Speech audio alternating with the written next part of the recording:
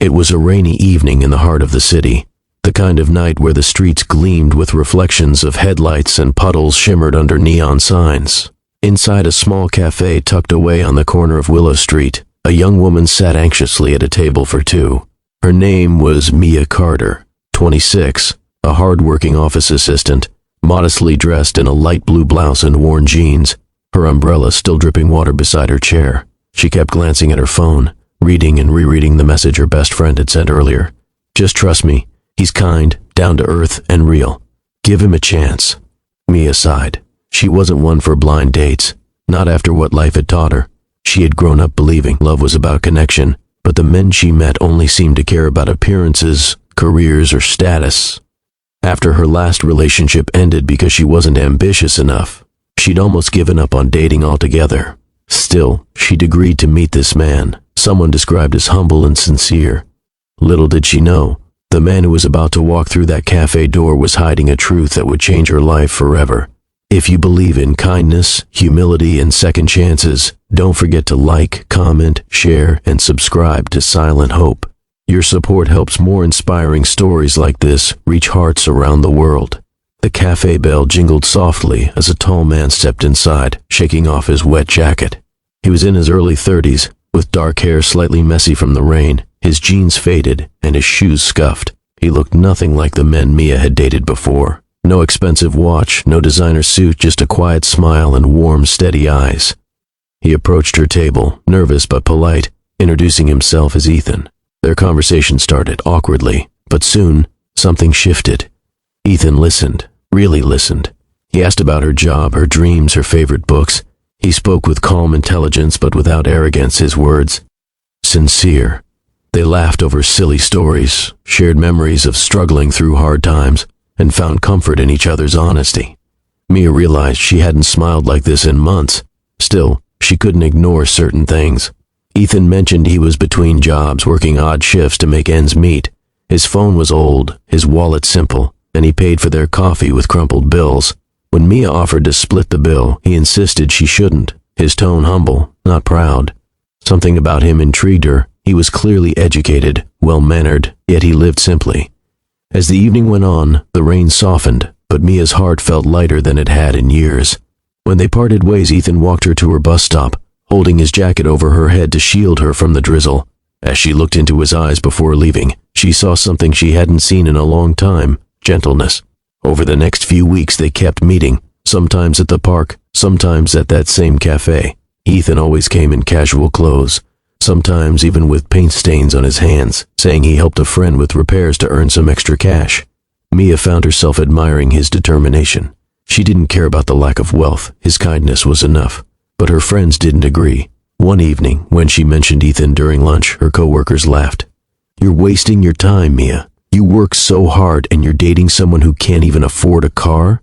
Her face flushed. She wanted to defend him but found no words. They didn't know how he made her feel, how his presence eased her loneliness, how his simplicity felt more genuine than anyone she'd ever met. That night, Mia sat by her window, watching the city lights flicker below. A small part of her worried, was she making a mistake? What if he wasn't being honest about who he really was? But then she remembered the way he helped an old woman cross the street last week, how he never bragged, never lied, never made her feel small.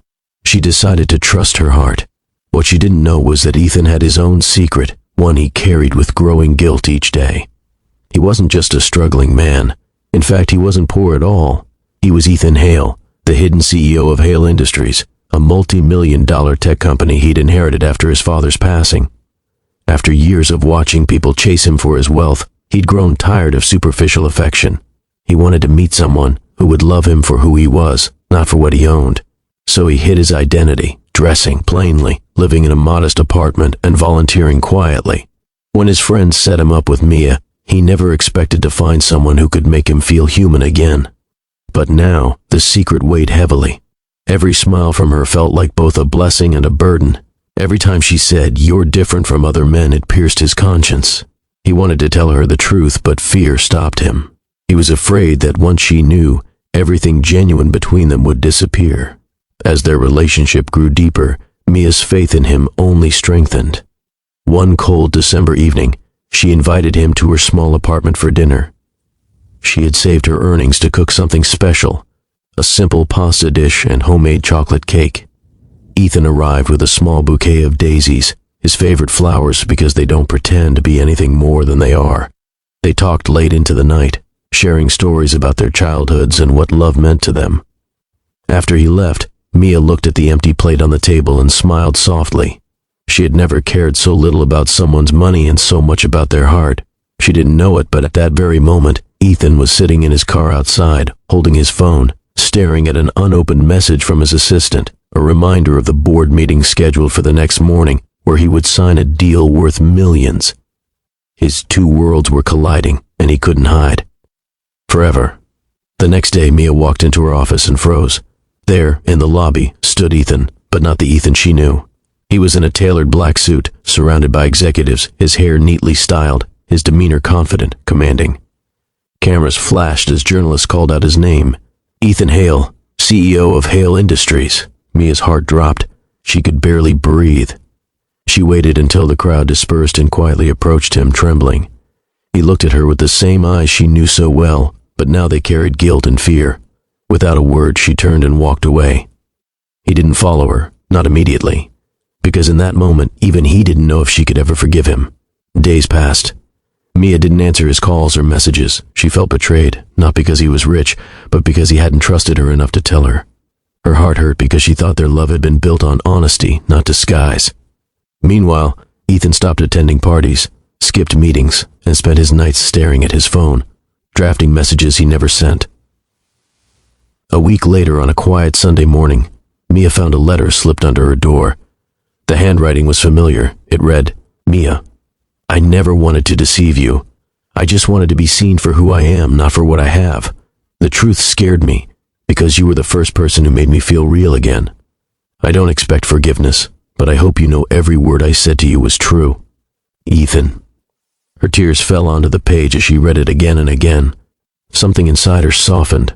Maybe love wasn't about perfection, it was about understanding. That evening, she went back to the same cafe where it all began. The rain had returned, just like that first night. She sat at their usual table, unsure if he would come. Minutes passed. Then the door opened. Ethan walked in, not in a suit this time, but in his old jacket, his eyes searching until they found hers. He approached slowly, hesitant. She looked up at him, her eyes still wet, and simply said, "Sit." They didn't need grand speeches. Sometimes forgiveness comes in silence. They talked for hours, not about wealth or lies, but about second chances. He promised to earn her trust again, not as a CEO, but as a man who had finally learned that the truest riches are found in hearts that forgive. Months later, their story became one of quiet beauty. Mia continued working, refusing his offers of luxury, and Ethan often visited her after long days at his company, just to share coffee and laughter. Together, they built something simple but strong, an honest love born from a lie, yet purified by truth. And every year, on that same rainy night, they returned to the cafe that started it all, sitting by the window and watching the city lights blur against the glass. He still wore simple clothes. She still teased him for pretending to be poor. But both knew that in the end it wasn't his money that made her stay. It was his heart.